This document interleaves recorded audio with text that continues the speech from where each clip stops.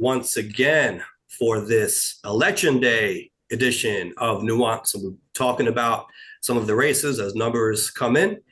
Of course, I am Mike Scala, joined as always by Jay Carter, also known as Timid, the hip hop artist in the chair of BLM Tokyo. What's going on with you, Jay? Um, I'm a little bit more awake than usual because I've been here an hour already. Yeah, because it's daylight savings time. Actually, it's standard time now, right? In New York, you do the clock Right. back and forth. In Japan, you guys don't deal with all that. Right. And actually, I think there's only two places in the United States that doesn't do that either. Arizona, Arizona and Hawaii. yeah. Yeah. So even growing up in Hawaii, we didn't have to deal with daylight savings time. Is that a newer development in Arizona, or has it been like that for a very long time there too? I don't know, but I think it's been a long time. Yeah. I know Yeah. that there was a bill, I think we talked about it a while back on here. There was a bill that passed the Senate to make daylight savings time permanent in the US, but it's stalled in the House. And so, of course, it got through one House, not the other House of Congress. And so Right. it passed both and get to the president's desk. Maybe we wouldn't have to deal with this in the US anywhere anymore. Right. Yeah. Looks like it's been around a long time in Arizona as well. Okay. That's interesting, right? And The whole state is like, we're going to opt out. It's just kind of funny when the state decides to do that on its own. I mean, Hawaii is one thing because Hawaii is it's like isolated, right? But when you're surrounded by other states that don't do that, it's kind of funny. You're in a region of the country where everyone is doing this daylight savings time thing, and you're not. right. That reminds me So of Venezuela. Have you heard about that? Venezuela enacted half-hour time zones, or they tried to get a half an hour ahead of everyone else because they wanted to get to work earlier. that's just weird. They No, thought I it would haven't give heard them an that. advantage in the economy, right, in the marketplace, if all of their workers started half an hour before everyone else. Just say start a half hour earlier. Like, I Yeah, mean, why do you have to change the time zone? That's it is weird, right? Because it's just one country doing that, and now they got these weird half-hour time zones, or maybe they're an hour, they go by every hour, but they're offset by half an hour. But yet, all the other countries around them are like we are, right, with the regular ones that we're used to, and they have this weird half-hour offset there. that just creates just unnecessary math calculations. That Yeah, what time is yeah, it? that's yeah, like it's already strange that it's an hour, but when you put a half hour in, then it makes it, the math calculation a little bit more complex, even though I mean it's not serious, but it can be a little bit more.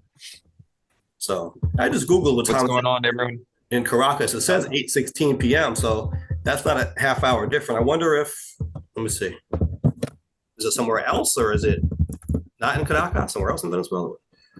Or did that do that? Or It's maybe, it's I don't know. I did hear about those half hour time zones. You would think we'd want to make something that's a little bit more standardized, a little bit easier. It kind of reminds me that idea kind of reminds me how Japan does its years. So they use both, right? They use the standards that we use, which I guess that would be what the Gregorian calendar. The this is the year 2023. So they use that, but their own way of doing the years depends on who the emperor is. Okay. So right now, this is year five of this emperor, and so that's how they write their Hmm. year.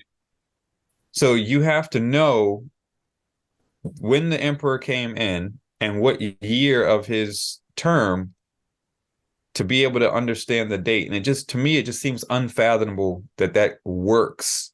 It makes people pay attention to what's going on, I guess, right? You got to keep up on your history.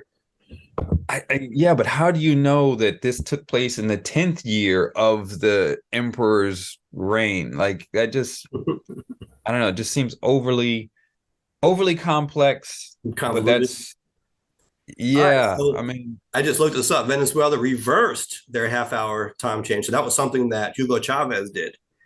hmm, And it was reversed. So apparently they okay, did this between 2007 and 2016. So it's been a few years now where they're not doing that. But I remember hearing that, thinking that was kind of odd. okay. Yeah, that sounds kind of crazy. Yeah. Well, speaking of crazy, I got something to get off my chest about Uh-oh. Reddit. I created an account on Reddit, Nuance Show, to give Oh, people did you? opportunity to take part in the polls and let people know that we're out there. Well, Wait. Let me guess. You were banned from making posts because it was on the same thing over again. yes, but that's old news. That happened a while ago. Okay. I'm not complaining Okay. about that. They actually banned us from the polls subreddit for promoting a podcast, but I was just letting people know where they can get the results. And also from a legal perspective, I was thinking in terms of if people are commenting on these questions, they might want to know what we're doing with them, right? So I was just kind of giving people Right. the heads up. Hey, whatever you write here, we might discuss on the show. So just to get so you're aware. I didn't think that was Yeah. a big deal, but whatever. I'm not even beefing on that. I'm kind of annoyed because I made the mistake of commenting on a few threads since then, and I don't know why. Sometimes I'll scroll through it and just kind of see what people are talking about, and I couldn't fight the urge to comment on something because someone said something that was clearly untrue, right? Big surprise. It's the internet, happens all the time. But this was right in my wheelhouse. They were talking about defamation. And someone said that the Supreme Court made it nearly impossible for a public figure to be sued for defamation. I said, not quite. It's kind of reversed. They made it a higher standard for a public figure to sue for defamation. If you're a public figure and someone is talking trash about you, there's a higher bar for you to recover because the idea Right. is as a public figure, you're signing up for a certain amount of criticism and you're not supposed to go around suing everyone who talks about you. So Right. they didn't want to hear that. I think they were talking about Trump and they're basically saying it was going to be impossible to sue Trump, something like that. And I said, the law is not exactly right. And I wanted to clarify that. I said that the public figure has a higher bar to recover. The public figure is the plaintiff, not the defendant. This isn't about suing a public figure.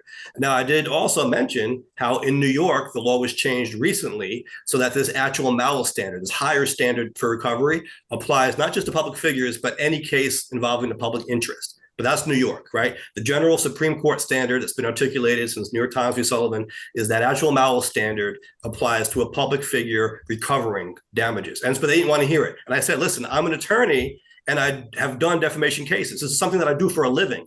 You should listen to me on Right. it. I don't think that they believed it or they were just arrogant enough to keep arguing with me even after having said that. And so then I quoted the exact Supreme Court decision because they said that this comes from MLK during the civil rights era and the newspapers were talking about him. I said, yeah, he would be the plaintiff. He would be the one suing. And I quoted the Supreme Court case and it said very clearly, we believe that for a public figure to recover damages, there must be an actual malice standard. I said, for a public figure to recover damages, the plaintiff here is the public figure. It's not the other way around. You're not suing the public figure. And their response was, thank you for proving me right. And then they blocked me. But what annoyed me the most about this is that someone went and upvoted that person's comment and not mine. So it's like I'm siding with this other guy who has it backwards. And I'm thinking, why am I wasting my time even on here in the first place? Gotcha. Reddit, I have an interesting thing with Reddit. Reddit is very pretentious around their rules, Yeah. around their subreddit rules. Like they're very, I kind of get the very high-nosed, pretentious snobbery, and then like yeah, the comment section can be wild.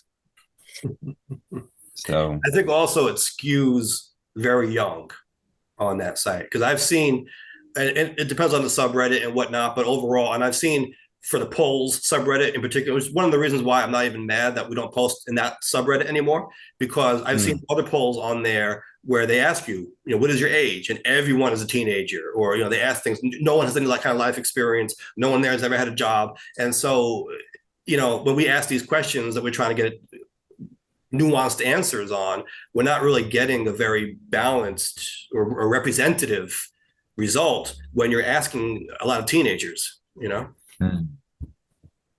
Yeah. So, but I mean, I don't know. It just sounds like that conversation you had is very indicative of internet banter sometimes. Like, but wait a minute. This is actually what I do. Right. Yeah. And not only that, but I quoted from the Supreme Court case. Yeah, And they I don't said, care. thank you for proving me right. It just shows like what kind of bubbles we find ourselves in, right? It doesn't matter. Facts don't matter anymore. And it's not, you know what? That's, to be fair, it's not even just internet. It has, like you said, facts don't matter to it. Has that kind of ideology is also in the public discourse, in Yeah. actual Yeah. verbal discourse, not just internet. Like you could have presented that same argument to him in person Right. with the statutes on paper, and he would have probably said the same thing. Yeah. Right. I think people in person are a little less combative and confrontational, but Right. maybe it would have been some passive aggressive stuff, and then he probably would have been repeating the same thing later on. Although I Yeah, I am mean, and open, this is something that I've noticed also in life, and not just recently, but I've always noticed this. Sometimes people will argue with you because they don't want to lose the argument, but then right, they do learn from it, and maybe in the future he won't be repeating that anymore. Not that that's guaranteed, but sometimes right, that happens, right? Where they don't want to admit to you that they were wrong, but right. maybe because maybe that's why he blocked me. Maybe he realized he was wrong. I don't know. Maybe. And I think it, like you said, it happens to a lot of people. We get into a discussion or a debate or an argument, and we push a point so hard that we're really invested in it. And Yeah, then even if we can't get that realization within the argument that, oh my God, yeah, I'm wrong here, we backed into a corner already. We yeah. gotta see it through. They're And too so I think invested in that side to admit they were wrong. right. And so I think that just everybody does that. And so, it's crazy. But the problem is like like you mentioned, is this type of discourse where facts don't matter. We're seeing this play out even with elected officials, and that's really where it's dangerous. Some discourse with some random person on Reddit, yeah, it's annoying. It gets gets your ire up a bit. But when you see politicians doing it, and that same discourse is playing out, and they're like, no, look, here's the statute. And they're like, no, I don't care. Yeah, No, yeah, block. yeah. Then it's a problem. Right. Or sometimes they'll say, I don't care if this is true or not. I like it. It supports my Right, narrative, my agenda. And some right, people are cognizant of it. That's the scary part, right? It's one thing if people are just ignorant and don't know any better. But when they actually know that it's wrong, but they say, you know what? I don't care if it's right or not. This pushes my narrative, so I'm going to roll with it, right? Then we really have a problem. right. So that's crazy. What's up to people in the chat? What's up, Um, guys? I saw interesting when we were talking about, I guess talking about Japan briefly when I was talking about the dates. Paul posted up a interesting tidbit from an NPR report.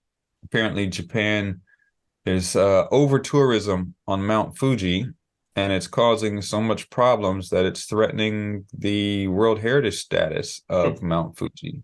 Oh, That's a shame. yeah. That's a shame. Beautiful mountain. If you ever visit Japan and get a chance to see it, like it's when you're taking the train ride, you can see the view. It's it's easy to understand why it holds such a significant place in Japanese culture as a symbol. It's just like pretty awe-inspiring, the view. Mm. Well, that doesn't lend itself to the best segue for Election Day because, by all accounts, turnout is not awe-inspiring on an off year like this. Although I will say, I went to vote early. I know many of my friends and colleagues voted early, which you can do in New York and many places now. I did vote today, and I wanted to see what the turnout would be because it is an off year, and we always hear about woefully low turnouts in off year elections. I will say that when I went, I was positively inspired by the people I saw. It was kind of crowded at the polling site. Now, it was a peak time, right? So you expect more people to be there right after work and before work, right? But nonetheless, I've been to the polling site at all different times, and there were more people there than I expected. So that's a good thing, right? Because especially here in this part of Queens, there really isn't much going on. You got the DA's race, which is important, but most people think that that's pretty much a foregone conclusion. People think that the Democrat will be reelected in a borough-wide contest. And then you've got some judge races on the ballot and those ballot questions we talked about last week. That's really all that we have over here. So it is good that people are still taking their civic duty seriously because it's not all about voting for president. We've talked about this a lot, not about the president or the governor. And we'll look at some of these other states. I know that there are some governor's races going on in other states, but regardless of what or who's on the ballot, it's important to vote to show that your neighborhood votes, that there are people who actually pay attention to what's going on where you live, because a lot of resources, a lot of attention, a lot of what happens is determined by these numbers. This data actually is used in all kinds of contexts. And I live in a place known for having a high turnout than a low turnout. Right. And it also dictates what kind of attention that your elected official is going to pay to your area by the votes that you put in. And we've talked about it before, and I often reference that in the first election that we ran, where we beat the congressman in certain areas. Afterwards, even though we didn't win the full race, he did open up offices in those areas. So that means it showed these votes, whether they're big or not, it could show and indicate what sort of engagement is going on there, where your elected official may be weak or where they're strong, and what kind of resources might need to go in that area. Right. And aside from First Amendment cases, I do a lot of election law. I've been on many campaigns. I can't tell you how many times I've heard campaigns say, we're not going to really focus on these areas because no one votes there anyway. It's an unfortunate reality, and it really shouldn't be how the world works, but it is a reality of how the world works. When people are trying to win elections, and that goes not just for the election itself, but even when they're in office, right? If they're trying to provide services to an area, there are people, I think most politicians and most campaigns and most staffers and people in the field of politics and government are, even if it's a subconscious thing, I think they're going to spend more time and more effort in areas where they know people are out there voting and paying attention to what's going on. That's just the way the world works, unfortunately. Yeah, and I seem to remember, you might be able to recall as well, I seem to remember hearing that in that first campaign in certain areas that we went to, and they're like, yeah, well, people here don't vote anyway. Yeah. But we were still out there. Projects.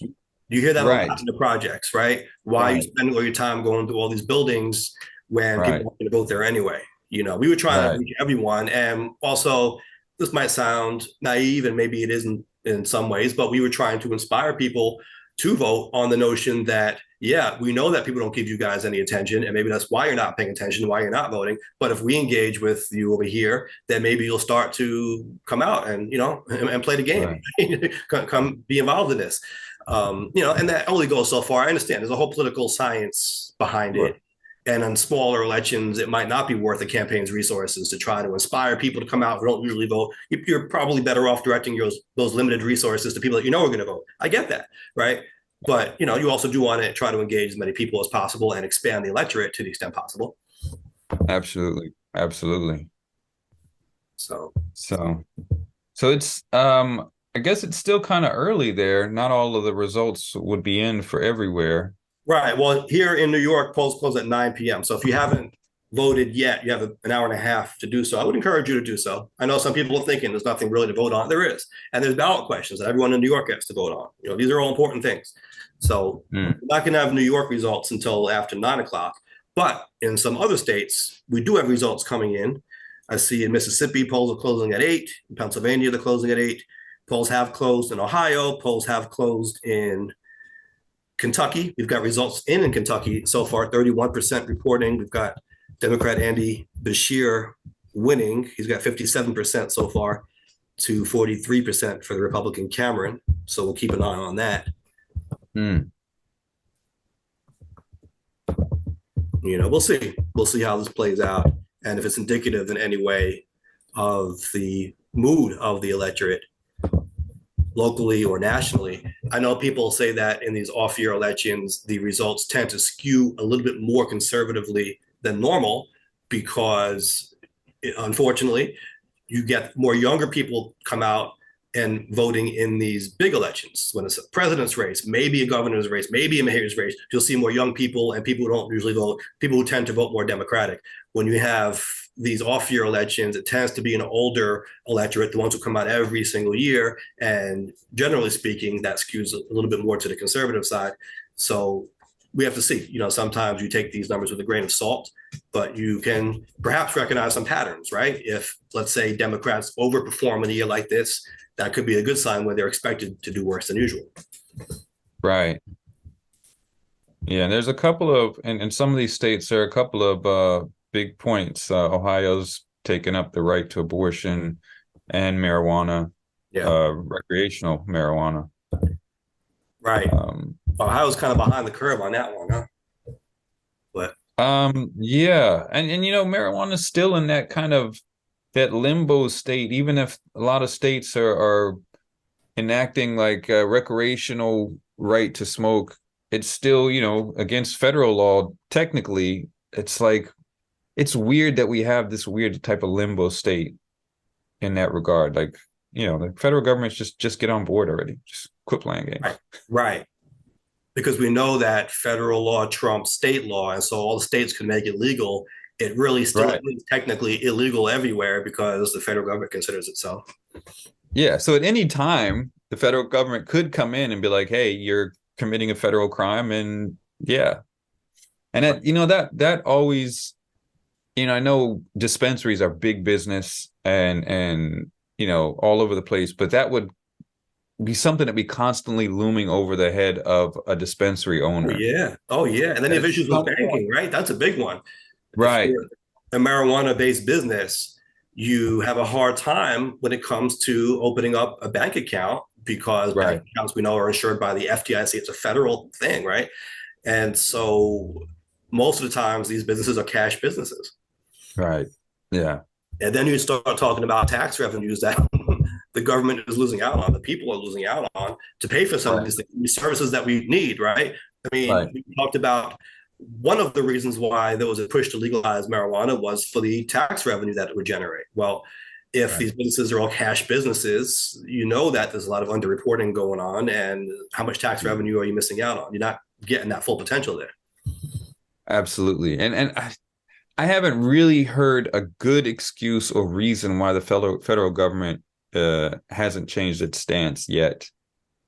It just Oh, because the federal government is not a person, right? I mean, you need the political support to get it done. And yeah. you're talking about a lot of conservative areas in the country that still are very much against marijuana. Yeah, I get that, but I mean, there's a lot of data at this point, Right. as far as that some of those fears and concerns are not coming to pass.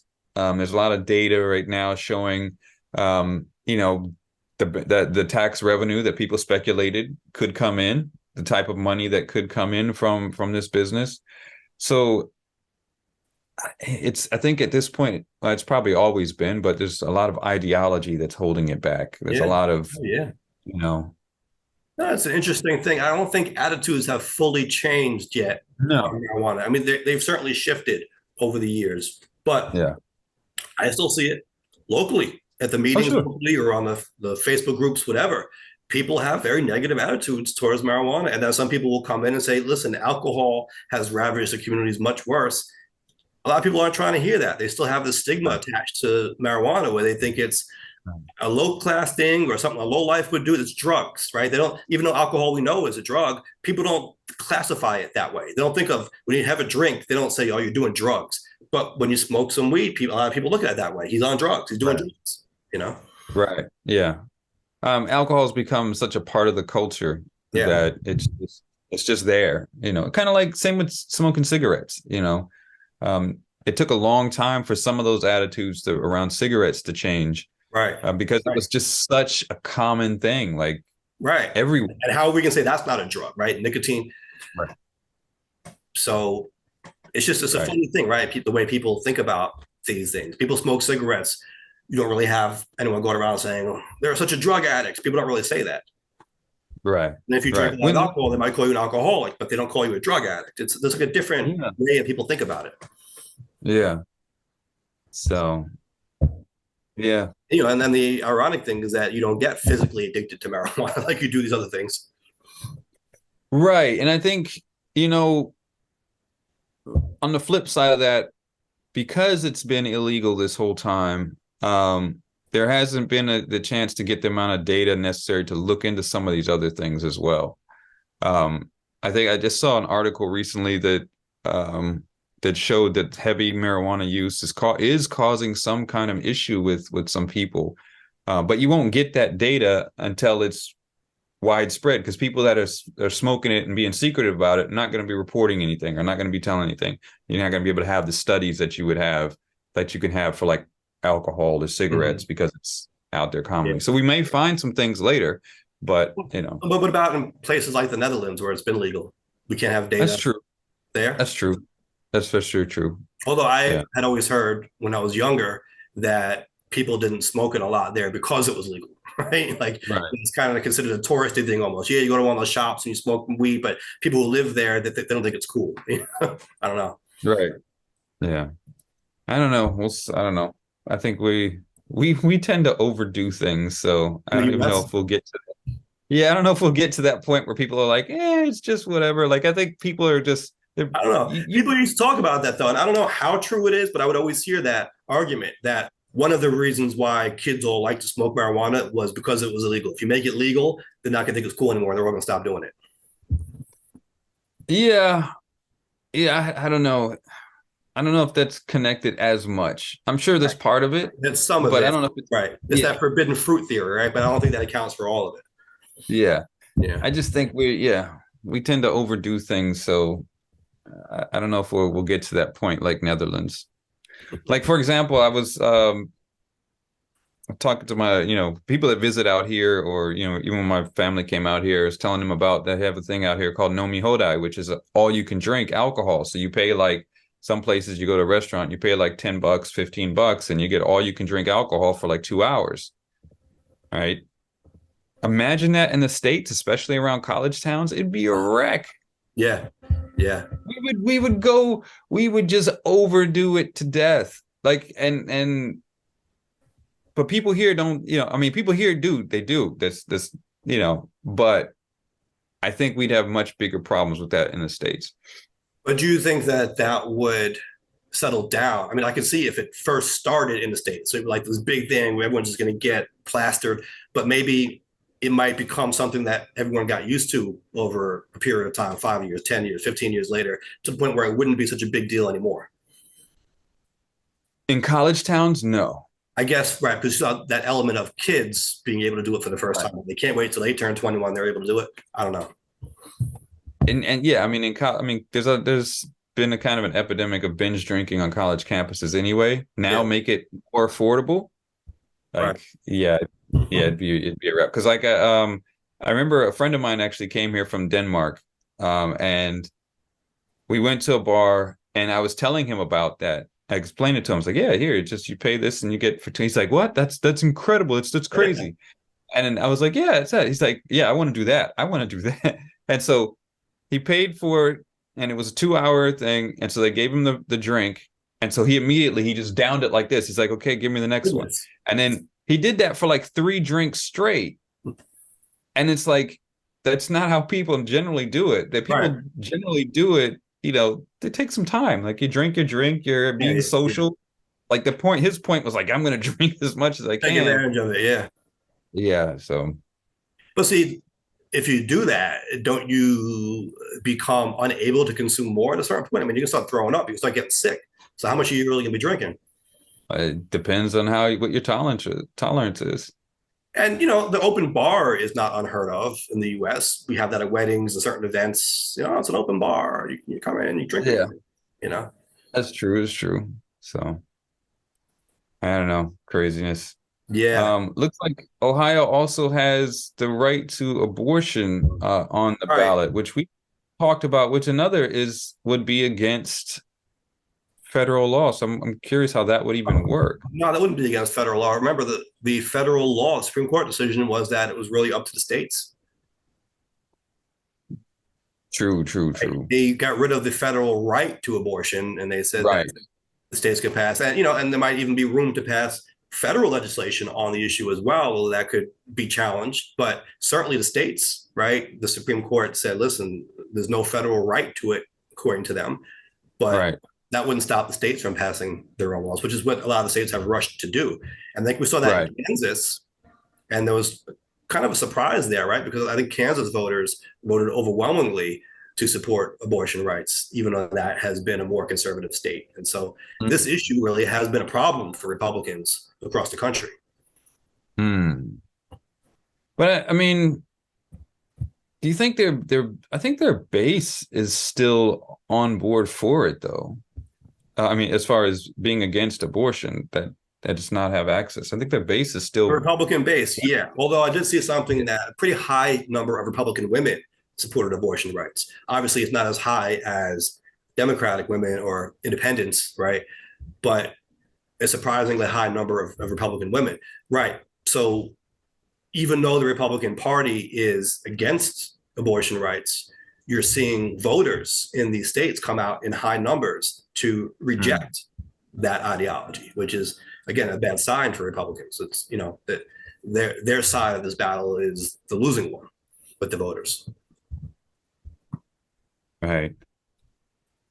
So I guess we'll see how that plays out. And then we're looking at some governor's races. Yeah. Mississippi. Is that Kentucky? Kentucky, yeah. And you do have a pretty popular, as far as I understand, Democratic incumbent in Kentucky who seems like he is on his way to reelection, though it's still early. And it's one of those things where you see states that vote a certain way in a presidential election sometimes go the other way in a governor's race. And those are always interesting to look at. It sometimes works when you have the so-called blue state electing a Republican governor. And oftentimes find that governor to be extremely popular amongst Republicans and Democrats, just amongst everyone, and I guess it forces them to govern in a more bipartisan way to try to build that broad coalition of support. Some people like that dynamic, right? I've seen that talked about by pundits pretty often. It's pretty awesome when you have someone who can buck the traditional politics of their state and build that coalition because it shows that they are really reaching everyone when they're doing that. Mm. It's funny how we get in New England too, right? These states are solidly Democratic in presidential elections. They often have Republican governors, oddly enough. Right. Yeah. Whatchamacallit was a Republican governor of one of those states, wasn't he? Romney? Yeah. Yeah, absolutely. Massachusetts. Yeah. You see that in Maine, you see that in New Hampshire, I think even in Vermont, I think in basically all the New England states you'll find. And then even in Maryland, you had Hogan, who was a very popular Republican governor in Maryland. Maryland always votes Democratic in the presidential races.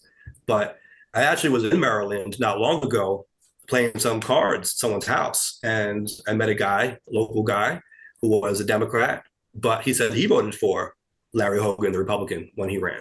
Because he said he did things for Democrats too. He did things for everyone. He just seemed popular with the people. And then you have a lot of these candidates who think that they would make great presidents. Chris Christie is an example, right? He's a Republican in the blue state of New Jersey.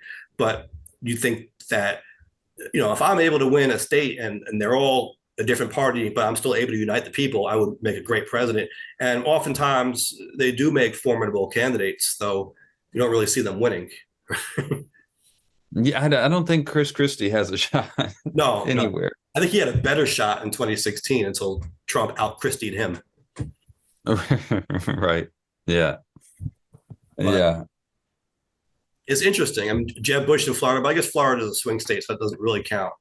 But you find these governors who are elected to lead states that either they're of a different party or they're just so close. Maybe it's a purple state even. And just to win that state, you have to bring on people from both sides, right? Because if you have a state like New York, for example, a Democrat can win that without really getting a whole lot of Republican support, right? But if you were a Republican trying to win New York, like George Pataki, let's say, you would need a lot of Democratic support because of the numbers, right? There's just so many more Democrats there. So, right.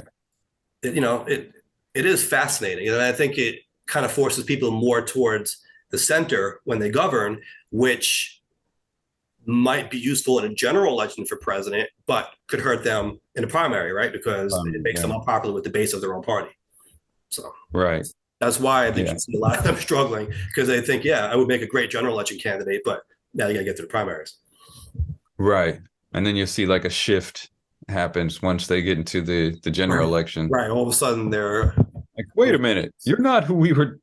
yeah, yeah. You're not who we talked to. What's Like going Romney, on? right? Remember Romney? He did Romney Care, right? A version of Obamacare in Massachusetts. But then he was running against it, saying, I don't believe in that. And then he found himself in an awkward position where it was like, oh, well, I believe it's okay for the state to do it, but not the federal government. I mean, yeah, some people Right, right, believe that, but it's kind of just kind of talking yourself out of what you did, right? Because now you're trying to appeal to a different electorate.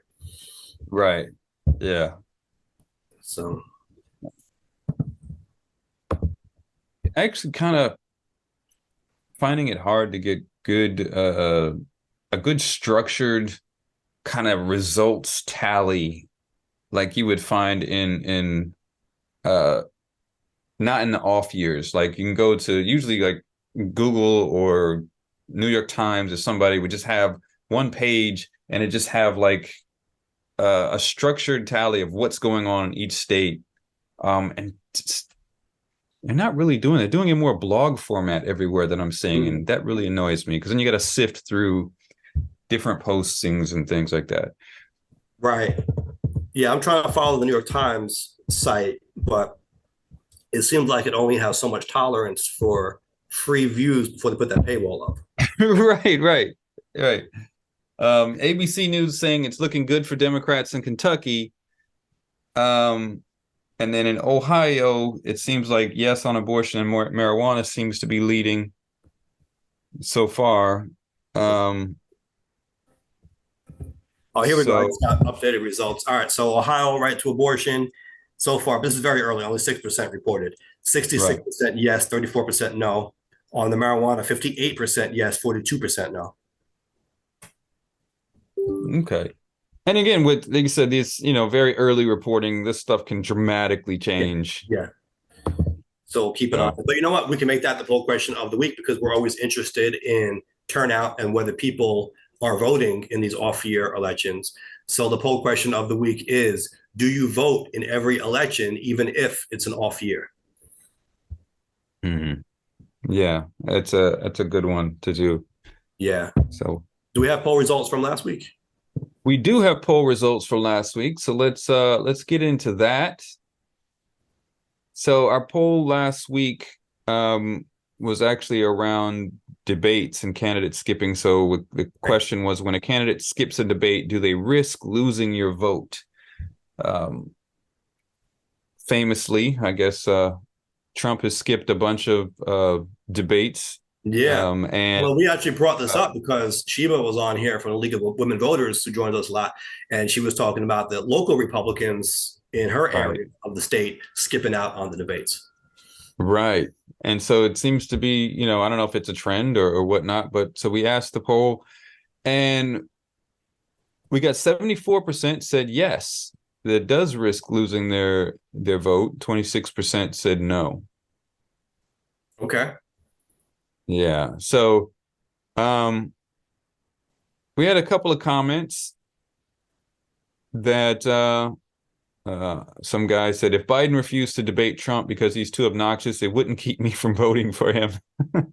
Because Trump is too obnoxious, I guess he means. Right, right, right. Um, wow. I would never vote for a Republican. I don't see any reason to debate traitors and insurrectionists. Okay. By the time the debate happens, I'm already very familiar with the candidates that share moral and ethical codes with me. I've already seen many speeches. That's a fair point. By the time they get to the debate, there's been a lot of news coverage. Right. And if Yeah, you're paying attention, you've heard a lot from them already, so you kind of know where they're going to answer. true. But I think the question is more, does it say something about their character or what they think about the job? How seriously are they taking the job for them not to show up? Right. It's not Mm, about knowing necessarily where they stand. Maybe you do know already. Maybe you know if they're with a certain party, they're going to be more like this or versus that or whatever. But if they're not showing up to the debate because they think they have it in the bag, then are they going to take that kind of arrogance with them to the job? Are they not going to show up to anything when they're in office because they think that they're going to be reelected with no opposition? That's, I think, right. what I was getting at. I was trying to figure out, do you think that that says something about who they are and how they might govern if they can't be bothered to debate? Right. This comment brought up a pretty good point.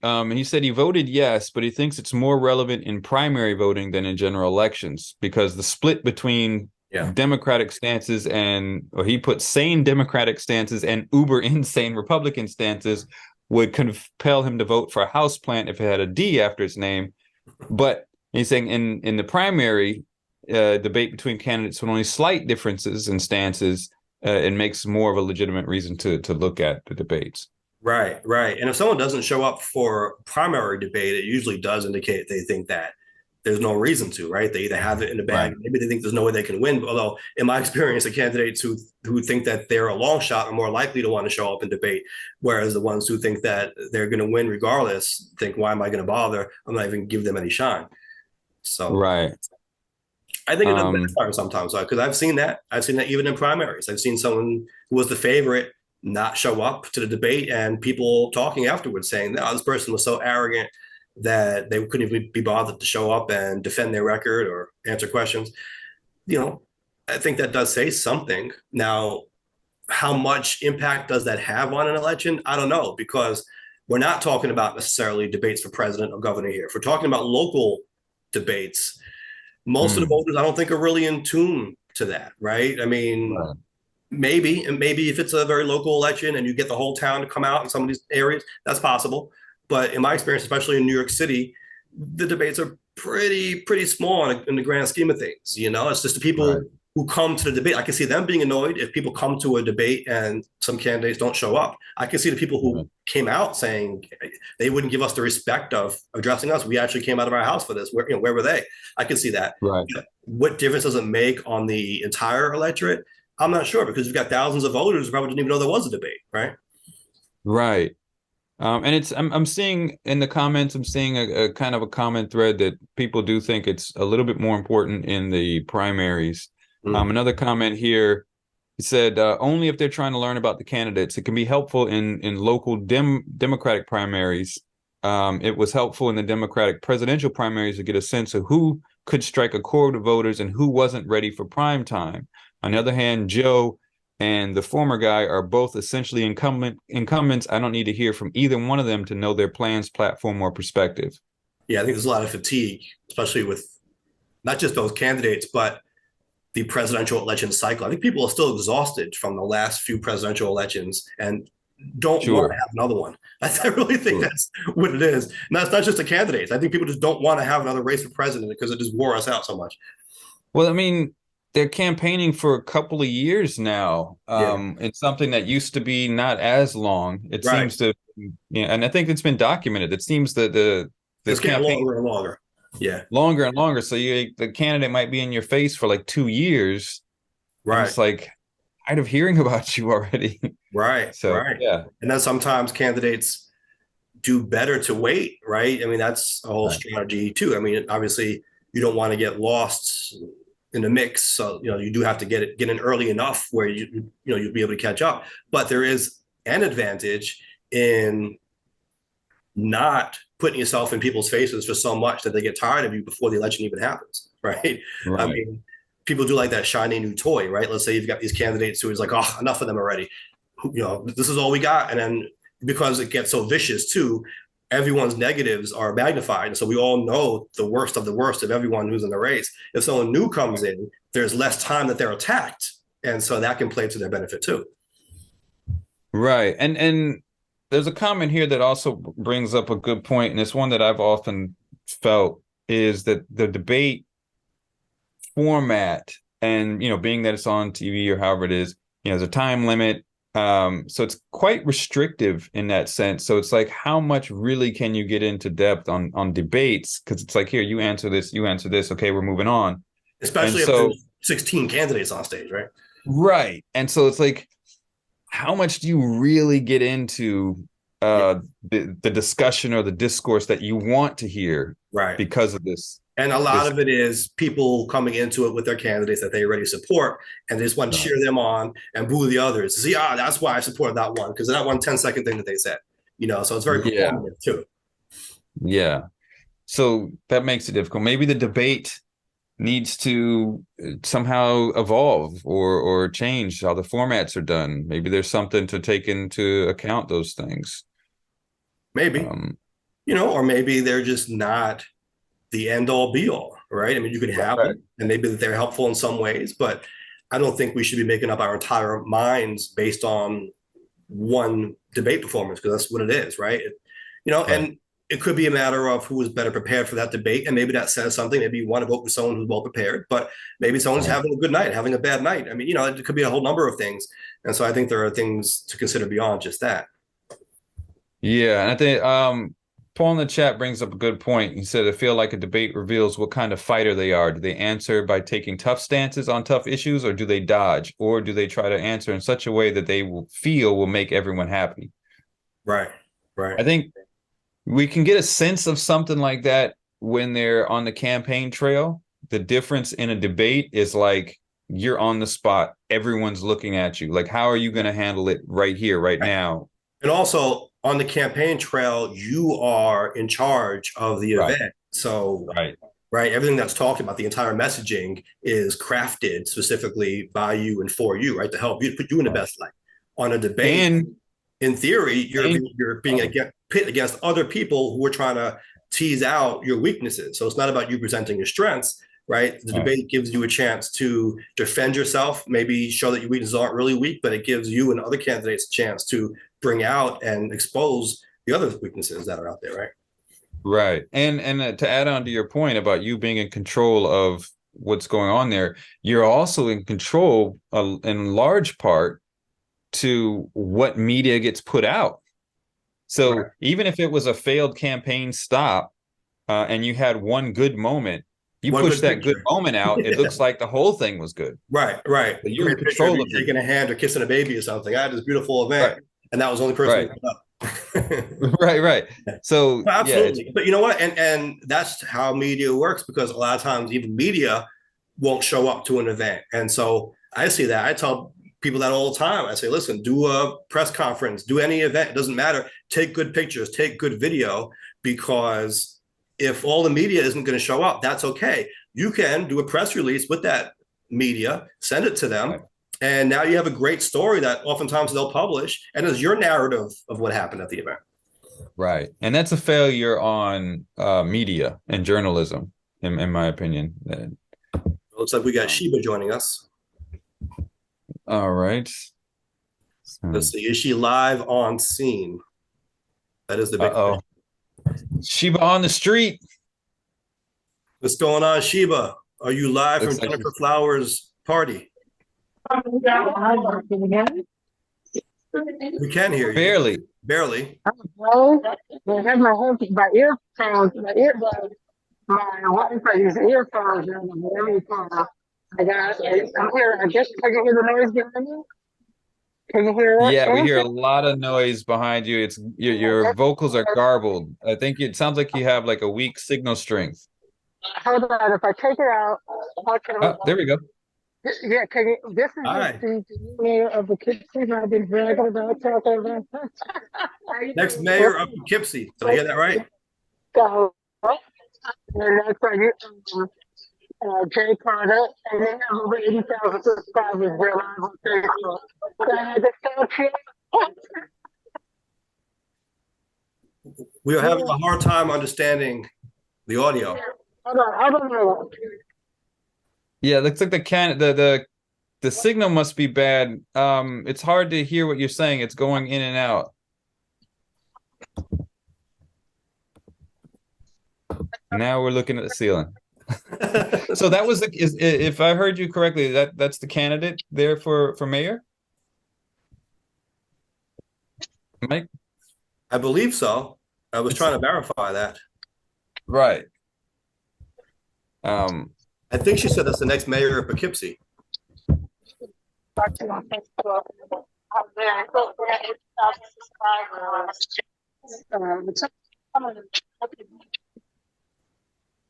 looks like some whatchamacallit, some Sheba, technical can you hear us, Sheba? yeah, I think she's I don't know if she's she can speaking, hear but we us. can't hear it. Okay. I was going to ask Sheba, is this Miss Flowers with you right now? Yes? Is that a yes? Well, To check back in at another time here. yeah, we have to do that. It looks like they are still polls close at 9 there, so Right. Yes, we things are won't have still going results on. there. We won't have results for at least another hour or so. Right. Well, good And luck it to Jennifer looks like, Flowers for mayor of Poughkeepsie. yes. Yeah. Sheba, can you hear us? We'll have to get her on the show and talk Yeah. about her experience, especially if she wins. Yeah. Yeah. It looks like, yeah, Yvonne Flowers is her name. Oh, Yvonne Flowers. I don't know why I was saying Jennifer Flowers. Yeah, Yvonne Flowers. So, Okay. Can we Google a picture of her to see if that's her? yeah, I think it's her. That's her. It is her. It is her. Okay. Yeah. Yep. Let's see it. So, Good luck to Yvonne Flowers. Maybe mayor-elect of Poughkeepsie as of tonight. We'll see. we'll see. Yeah. We'll definitely see. But yeah, so those are interesting poll result answers there. So Yeah. Yeah. Absolutely. So remember there was that controversy about whether I should have shaken the incumbent's hand in 2017 after the debate? was it a controversy or was that me being Was it upset? you? I'm not sure if it was only you. It's been a while. I thought there were other people who might have mentioned that also. You shouldn't have shaken that guy's hand. Yeah, I distinctly remember saying that I wouldn't have. I mean, because the way that he talked about you was very disrespectful, and it was across the line, in my opinion. I didn't think he deserved that sort of respect. Right. But that was me. So I don't know if it was was it like a controversy? Yeah, I mean, it wasn't a big thing. I do remember him asking me, though, at the time, do you want to shake my hand? Which kind of struck me because I was thinking, wow, he's even contemplating the possibility that I will refuse Now to I can shake hear his hand, them. you know? Yeah. Oh, now we can hear you a bit, Sheba. Can you hear us? Can you hear me now? Yes, I can. I hear you great. Okay. So you were with Yvonne Flowers. Yes. And this is her brother Hey, on how are you? Facebook Live. How you Hi, doing? This is how are Mike you? Scala. I've been How's it going, shouting Mike? Yvonne out on Doing Facebook very Live. well. Okay. Good luck. So polls 10,000 close in about an followers. hour. You got about 55 minutes, right? Uh, We're ready. You're ready? So how Yeah. are things looking? Things looking good over there? Everything feels good. I feel like we're on a good roller coaster. We got our hands in the air, waving like we don't care. We're Yeah, just well, setting at up this the point, right? projector You right left it now. all on the field. You must feel good. You must feel relieved because I've been through campaigns. You know that. This is the Yeah. last hour. You feel like it's been a hard fight, and now we're just ready to see what happens, right? We did our job. And it's Jay Carter. He's on the call too. Okay, yeah, He's we're in Japan. okay. Yeah, Yeah. so we're doing our thing. We are doing our thing. All right. That's it. That's it. Sheba, did you see high turnout at the polls today?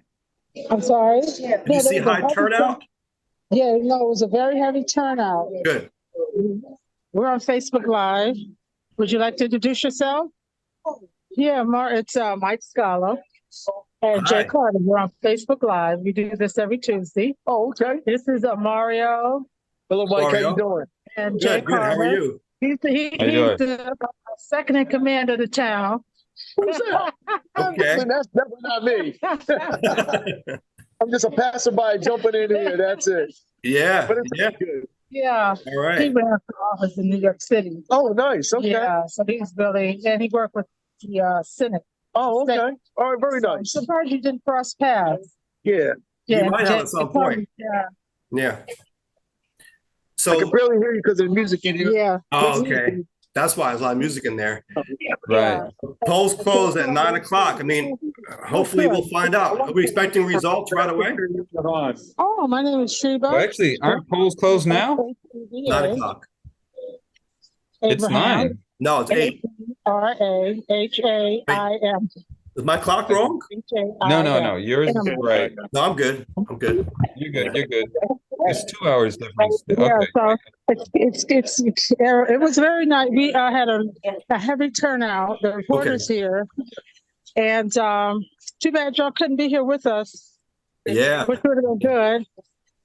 But I'm looking forward to seeing the results. I hope it's a good night in Poughkeepsie. yeah. The turnout was very good. I had to find a park to vote. Well, there you go. So that was pretty good. Yeah. Yeah, when I went to vote earlier, also there were a lot of people there. We're at Surprised me. It surprised me to see the turnout myself. I'm sorry, what you say? I said it surprised me to see the big turnout myself when I went to vote here earlier. Oh yeah.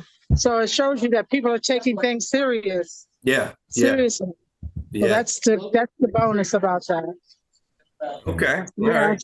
I'm not going to. When something exciting happens, I'll come back on. All right. But for now, I'm going to make that round and tell Miss Flowers we want to have her on in the future. Oh, okay, I sure will. Plans for Poughkeepsie. All right. Thank you, Sheba. You're welcome. All right. I had our first live on the street. Yeah. With possibly the next mayor of Poughkeepsie joining us. I didn't know that was her for sure for a second. I thought it was. I wanted to make sure. Right. Yeah. That's cool. And it's good to hear that turnout has been pretty heavy. So that's, as we were talking about in some of these, I mean, it is the mayor election. So it's for a town, it's generally pretty big, but just in an off year, people showing up, period. Right. So and engaged. So that's good, right? Because you see polls come out, but there's really no better measure of what the electorate is going to do than the actual election results, right? Even in these off years, you can kind of get a sense of where people are and how they're voting, right? Because they're actually voting. It isn't just what they're telling pollsters. Right. Yeah.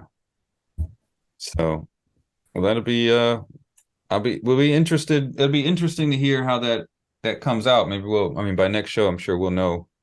Yeah. Oh, yeah. If although Flowers, it depends on how close it is too, right? Because now you have sometimes a long period of counting absentee votes and then sometimes recounts. So it's very close. So these things can go on for a while. I think we were spoiled. It seemed like in the old days, we would always know who won that night. And now it seems like things are taking a bit longer because you have a lot more votes by mail now. And you would think, I mean, there has to be some kind of an easier process, a secure and easy process to do this, or a faster way to do this. There has to be something. I'm just surprised that, we're still taking as long as it does take. Frustration is real, although I am grateful for the fact that we do take our time and make sure that we're doing it right? Because when we open these votes, you have lawyers in the room. I've been in these rooms, people from the campaigns going through them one by one and making sure that the votes are counting the way that they're supposed to. So there is, I think, a lot of integrity in the process. And to be fair, I would much prefer it take longer and be accurate. An accurate result, right? The ideal scenario is it's fast and accurate. Right. Yeah, absolutely. But accuracy is definitely, to me, is more important than it being done quickly. So if that's what's happening, people are taking their time, they're going through it one by one, and it's going to take a little bit of time. Much prefer that. Yeah. And really, you got plenty of time. Like in the presidency, they don't take office till like the end of January. So you can chill out, count. Yeah. No, it's true. It's just, I think we all get stressed out over wanting to know the results, even if we're not in the campaign, right? Especially if it's something like president. We don't want to wait. We've gotten spoiled. Yeah. But all right. So with the few minutes we have left, we could talk about the story in Brooklyn, or we could talk about music. I don't know. What do you feel like talking about? Well, I'd always say music, but maybe.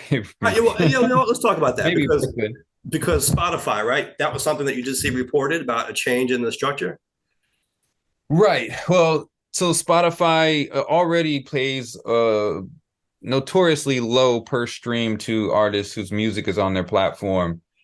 and for royalties for their plays, and they've actually been working for years to try to reduce that royalty even further, because that royalty came up again for consideration within the past couple of years, and they were actually trying to get it to be lower. And the CEO at the time was also saying that, you know what, basically you don't have to raise royalty rates, just release more music, is what he's saying. Churn out At least more music. endless amounts of content is what he was right. So he's saying we want quantity over quality. Basically what he was saying. So, but now what they're doing is Spotify is going to put a limit in place on a threshold that artists have to cross in order to be eligible to receive royalties on the plays of their music. And that royalty is 1,000 streams per song per year. So if you release one song and it gets 1,000 streams in that year, then you're eligible for royalties on that song. If it gets 998 streams, you don't get any royalties off of that. If it gets 1,000 streams this year and only 500 the next year, then you only get royalties off of that first year. You don't get any off of that next year. So, and that next year won't add up, right? Doesn't accumulate. It doesn't roll over. No. Right. Doesn't roll over. It's only within the year, and that makes you eligible for streams. The problem with that, I mean, to me, it's very obvious. The problem with that is that what it's doing is Spotify is still getting the benefit of having songs in their catalog, and they use that for the marketing. Yes, we've got this many songs that you can stream. We can do that. Here, come pay us, be a member, and we make money off of that. Not just the songs, the number of streams, right? I mean, because they can add up all of the streams that they're getting. And yeah, maybe songs have only 500 streams or whatever, but now you multiply that by the millions of songs that are out there, and it makes them look better, right? So they're actually making more money even off of having fewer streams on particular songs. Absolutely. And they're using that for their like you said, their reputation, their marketing, whatever. But at the same time, they're like, yeah, well, these streams aren't enough to pay you for it. So they get the double benefit. And to me, it kind of makes it look like they're making artists employees in a sense. Like you don't get any pay unless you work to make us more streams, right? Because now artists are going to have to make sure. So the reason why, like you would think, okay, well, an artist wants to make streams anyway. So what's the problem? Here's another problem is, say you put out an album, 10-song album. With this threshold here, each song is treated as an individual track. It doesn't matter if your whole album gets 1,000 streams for the year. It doesn't count. You still don't get any royalties. It depends on if each individual song. So maybe you got one song that was your lead single on it, and you often have your lead singles and you have your album cuts. Your lead single, let's say it gets a certain number, it gets 1,000 streams, and the rest of them get, less than that, and so none of those you'll get royalties off of. But they're getting, and so Spotify is really making money off of it. Even if it's a little bit, it goes into their big pot, right? Absolutely. So, but here's the question. How much money would you make currently if you had a song on Spotify that got 1,000 streams? I think it's somewhere like, I don't know, a couple bucks, maybe. That isn't it? I'm trying to think. Is it 1,500? Like $3 or something like that? There's a sale, isn't it? 1,500 streams is the equivalent of a sale now, something like that. I just had there was actually a calculator. Calculator. I mean, because we are talking about a very small amount of money that they would be depriving you of, right? Yes. However, it's still your money, right? It's still a performance of your work. Yeah. But I'm just saying, for some perspective, basically, artists might be getting a couple bucks less per year, right? Well, it depends on how much music they have out. No, but I'm saying they can't be depriving them of more than that. If like let's say they were at 999 streams and they get to that 1,000. Now they're on that 1,000, so now they meet the threshold. But how much money is that really worth? Right. So okay. Well, let's say I'm looking here at a calculator for Spotify, 1,000 streams. Looks like it's a roughly about $4 if this calculator is $4. up to date. So that's $4. So for that year, you would have got $4 if you only got 1,000 streams, right? But that's per song. So if you have 10 songs, now it's like $40 maybe that you're missing out on. Well, that's if you got 1,000 streams on each song. Right. Right. So it's not no, but I'm saying as far as there. I'm saying if you don't meet the threshold, basically, what is the maximum amount of money that could be depriving you Well, of? you got to think about it like this. Under the new system, each song needs to reach that 1,000 stream threshold to qualify to get this $4, right? Mm-hmm. Under the current one, all of your songs together could be pushing towards that 1,000 streams. So that $4. Well, yeah, but say you got a 10-song album. Each of those do 900 streams each. Yeah, right? Yes. So now you're closer to $40. Right. So now you've got, what is it? Each of those do 900 streams. That's 900 streams for the album for the year. But next year. No, that's 900 streams per song, right? So it's really times, but how number of songs times 900, right? Because if they're playing every song. But under the current thing, there's not a threshold. So that 900 you received this year is going to count for streams for next year and for next year. Right. So you're building up streams and getting paid along the way, so that you may only have earned $3 worth this year, but the next year, that if you got the same amount of streams, that's another $3. And the next year, that's another $3. And so you're still talking about a couple bucks a year. You're not talking about hundreds of thousands of dollars here. Well, it depends on how many songs you've got. Right, it could be a couple bucks a year. Could be okay, but here's the thing. But so under the current model, then it seems like it would make more sense to have more songs.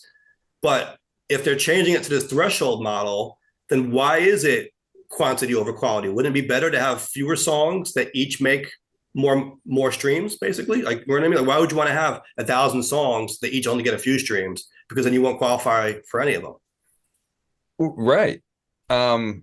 From the Spotify side, the more songs on the platform, the better they look, right? You've got all this variety for you because you pay this monthly thing. You've got all this variety. For you, it's like, it doesn't matter because. But didn't you just say, though, that was it the CEO of Spotify?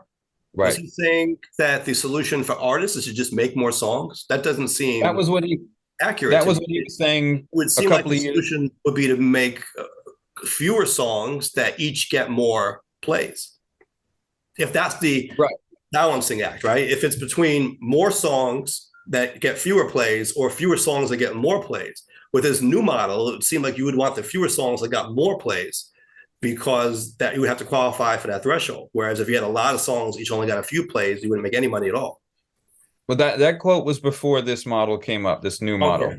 Okay. That was when within the past couple of years, when the debate was about whether they were going to up the price, raise or lower the royalty stream. Okay. And so he was like, yeah, we don't need to raise the royalty stream because you should just make more music. So crazy. You have more. That's really a perverse incentive. I mean, imagine that. Basically what he's saying is, we know that we pay pennies per song, but if you made 1 million songs, then you can make some money, right? Because you can send those 1 million songs to all your friends, and then now if you have 100 friends each playing those 1 million songs, now you got some money in your pocket. That's great. Right. And what that does is it bolsters their catalog, because now in their marketing, when they say, here, you pay us $9.99 a month for Spotify Premium, you have access to this many songs. Right. But now even that way of thinking is kind of undercut by this new path they're going into to 2024, where you don't get paid anything if you don't get 1,000 streams per song per year.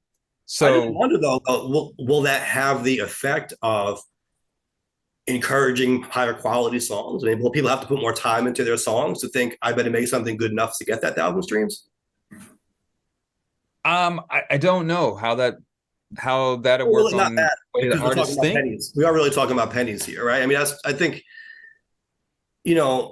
this is more about what's right versus what's wrong. You as an artist deserve to be paid for your streams. Right. You should be getting paid more per stream than you are, and you shouldn't be subject to these arbitrary thresholds. I think that's really more of a morality argument. But in terms of a practical matter, will it change the way music is made or change the industry?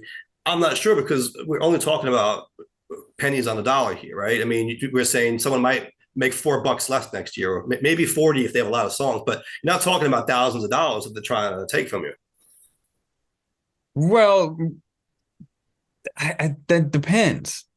Does it? Right? That depends. Let's If say your you've songs got are all under 1,000 streams, I mean, how much money are you really making on Spotify? well, let's think, yeah, you're not making a lot, but let's think, say you've got 10 albums out there with 10 songs each on it, right? So you've got 100 songs on Spotify, right? None of them make the 1,000 threshold, but let's say they all get close. Now, under the old model, right, that's $400 almost. It's only $400. That's not life changing. You know what I mean? Like it's not for an independent artist. For independent artists, that's new microphone. That's headphones. That's they can have. So you think that has a big financial impact on the industry and the kind of music that's being made? Maybe a little bit. I think I personally stand with the side that you should be paying that they should be paying the royalty regardless, because you're using it to market your business. Yeah. Right. They're getting benefit off of it or whatnot. Now, this is this is what Spotify is doing. So far, we haven't heard anything about like Apple Music or Tidal or anything like that. And some of these other places pay much higher than Spotify. So for Apple Music, according to this calculator here that I'm looking at here, that same 1,000 streams on Apple Music would get you $5. On Amazon, be $5. On Tidal, it'd be $12. Pandora, $1.40. YouTube, $1.75. SoundCloud. It's not the same 1,000 streams, though, right? It's 1,000 streams on each of those services. So it's not like that song gets streamed 1,000 times and you're getting $5 from each of these companies. Well, if it's streamed on that company, yeah, and that's on that platform. So now you're talking about 5,000 streams, 10,000, right, to hit these different companies. Right. If you're in total, if you're on per platform. So it could be a case where maybe artists might be better to migrate to platforms like an Apple Music if they don't have the thresholds, like Tidal that pays a lot more. The difference is right? Spotify's the biggest. Right. Some people might think, well, I'm going to put my music on all these platforms, and if Spotify doesn't really pay, that's all right. Maybe they'll get more money from Apple Music. But you might want to think about it in terms of, I'm going to put my music only on these platforms that will pay a little bit, because I don't want to waste streams on a site like Spotify, right? Because they're not going to pay me. So if someone's going to listen to my music and they really want to hear my song, if they play it on Spotify, maybe you think that that's not going to be as helpful. So you only have it on another site where they do pay, so that you can get more streams on those other platforms, right? Or if you prioritize Spotify, you might want to take it down from those other sites and have it only on Spotify to make sure you get your streams there. Right. And that could be a way of thinking. They're trying to funnel people to one platform, so people aren't spread around as much, and plus Spotify gets more people to stream more often. That could be a way. There's also to think about that Spotify has the biggest market share in the streaming game. So if you do put it on Tidal, it's going to be less of a possible audience, even though they're paying you higher per stream. They're paying you 3 times more. You might not even get as much, but it could balance out. Apple Music is the second in the game, and so maybe that's a good way to focus. Maybe you start focusing your marketing efforts, keep it on Spotify, but focus your marketing efforts on Apple Music and on Tidal. You know, people do this with SoundCloud that doesn't pay anything unless you're in that partner program, but they put their music up there anyway. So that's what I was thinking also. I think most artists, especially independent artists that don't get a ton of streams, I think they want to have their music out on all these platforms and not really expecting to get paid anything off of the streams.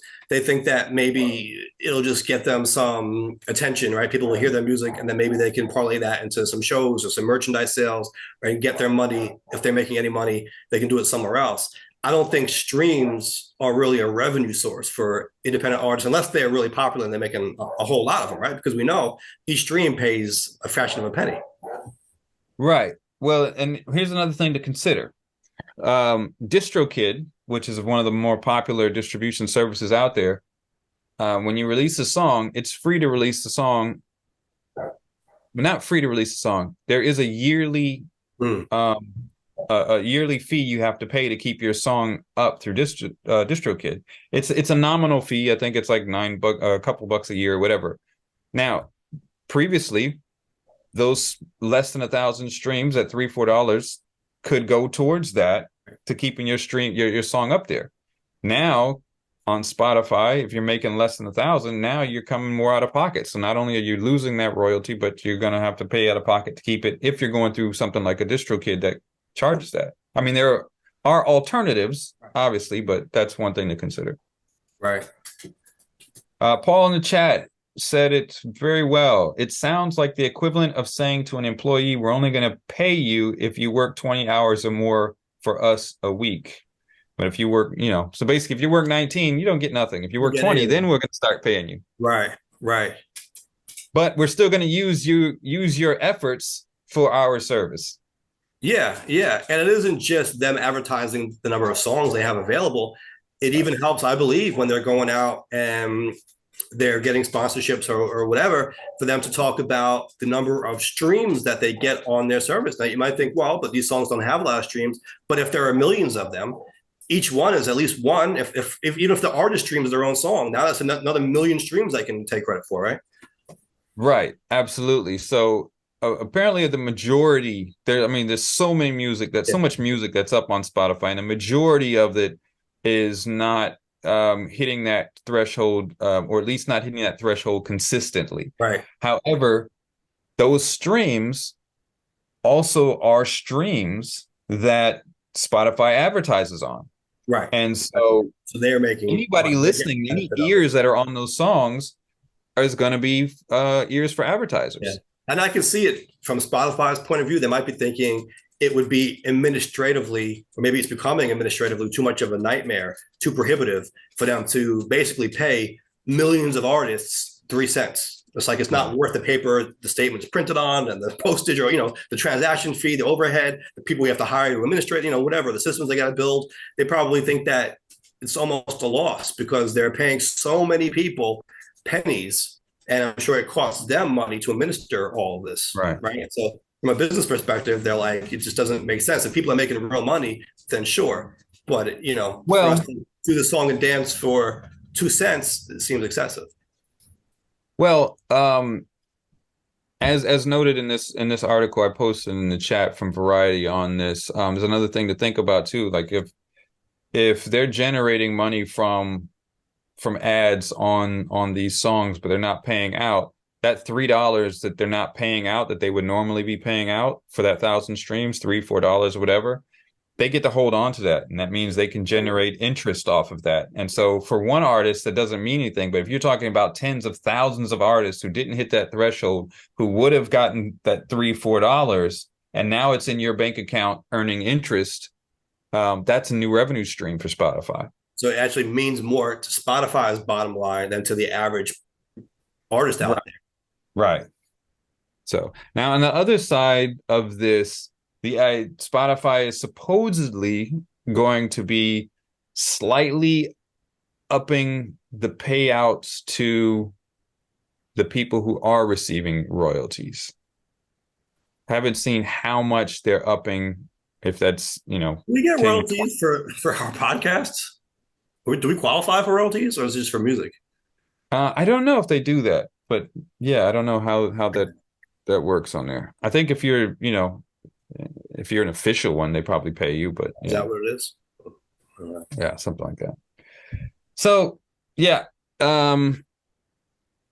it's an issue. I think to me, it just shows how much more music is being devalued in this age of streaming. Right. And that's what it is. If you think about the path that this took, it used to be artists got paid for their releases, right? And especially when it was a physical release, you had to buy the CD, buy the record, the cassette, whatever. And then it went into downloads. And I think that's the first step of it being devalued a little bit, right? Because now everyone can just share the MP3. People would still pay sometimes to download music, but it didn't seem as valuable because you couldn't see it. It was less tangible. So it just seemed, why can't we just spread this file around, And then it became, we're not even going to do the downloads. It's just going to be the streams. And we're going to pay artists next to nothing fraction. per stream. Yeah. And so then it moved or starting to move from when we might not even pay them at all anymore, right? You can see the trajectory here. Right. Absolutely. Absolutely. And it seems like because it's been happening so slow over years that people are just putting up with it. Right.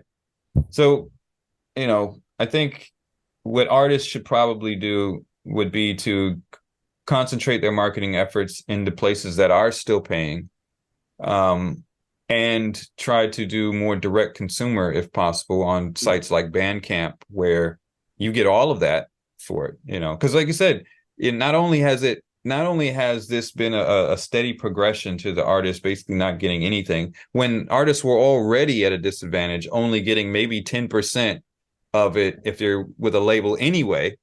On top of that, now you're gonna get even less, which means they value that you're just content. You're not anything, right? It's a very bad precedent in my opinion. And we just keep seeing this go down this steady path. And I just lost the point I was just trying to make. I was trying to find it there for a second. To me, that the quality of the music is suffering because of this model. You think so? I think so. Yeah. I mean, because anybody can upload anything, right? And it becomes more about quantity than quality. And when you got the CEO of Spotify saying basically do that, so we can get more because more streams to them equal more ads that get played. Right. There's an advantage. I was thinking about this recently when we were putting music projects together back in the day. We had to budget for pressing up physical CDs or records or physical media. Right. Since we don't do that as much anymore, you can take that budget and put it more into the creation of the music. And that's a different thing, right? Because we never think about spending money on getting a big name feature or a producer or something, because we were thinking, man, my budget is tied up in printing these CDs up. Like I got to press up these joints. Now, since that step is kind of skipped, you could put more of that budget into the creation, the production of the music. That's a good thing. Yeah. This was the point that I was trying to get at. Now, not only has there been that the pay per stream or the pay, has been going down, but also the price point has been going down. So, I mean, we're looking at the streaming price point, but singles, when it went to the MP3 area, now a single was like 99 cents, whereas before a physical single was like $3-4. Now, because if you were going through a label, the artist might have only got like 40 cents out of it, which might have been equivalent, because if you're going through the stream at 99 cents, you're not getting all of that either. Mm-hmm. But mentally on the public, if originally they're paying $4 for a single, now they're paying 99 for a single, that devalues it. Even if the artist is still getting similar amounts, it devalues music as a whole. It's like, oh, well, it's not even worth it. Right. It becomes more disposable. Right. And I think people take less time to consume it. It's not like you sit with that album. If you bought an album, you opened it up, you took the packaging off, you had that new CD smell, remember that? And you would go through the book, you read the book and the credits, and it became a whole thing, an experience. And it's less disposable that way, I think. I mean, I think that album could be more meaningful to you as a consumer for a longer period. You might sit with that album for a longer time trying to really digest it. Now, with there being so much stuff out there, and with that experience gone, and with it being devalued so much, it's like, you'll play something online and you're like, oh, that's cool. What's the next thing? And you keep going to the next thing. And that puts pressure, I think, on artists to put out more and more music to try to get that attention, to get that market share, right? Get that relevancy. And I think that leads to lower quality, because you're not spending as much time putting out to even making the music anymore, or trying to promote it or trying to make it something special. You're just trying to get that next thing out there. Right. Absolutely. Spotify is pimping people for streams for ad revenue. Yeah. Well, I refuse to be hoed in that manner. Or is it pimped in that manner? I don't even know. It's got to wrap this up. We could talk about this all night, but we should probably wrap this up.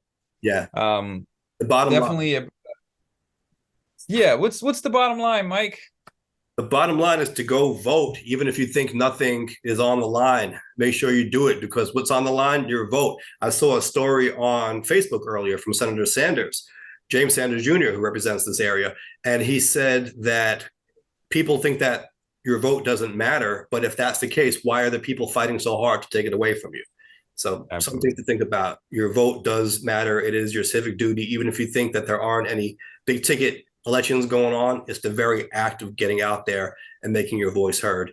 And maybe we'll get better results across the board if more people are engaged, right? Maybe if people are fighting back, on all these issues, we won't see what's going on with Spotify and music industry and all these other things that are happening. Because when we take a passive approach as citizens and as residents, then we allow things to happen to us as opposed to taking control of our own destinies, right? So you have the power, exercise it. Very well said. Very well said. And you can find us on YouTube at Nuance Show, and on Spotify. We don't get any royalties for that. And on Spotify, and Instagram and everywhere else. So make sure to check in with us also here every Tuesday at 7 p.m. Well, now 9 a.m. my time. Instead it was 8, now it's 9. Yeah, Facebook Live, 7 p.m. Eastern time. Right. And so we thank you all for joining us. As always, we've got work to do, and we'll catch you next week.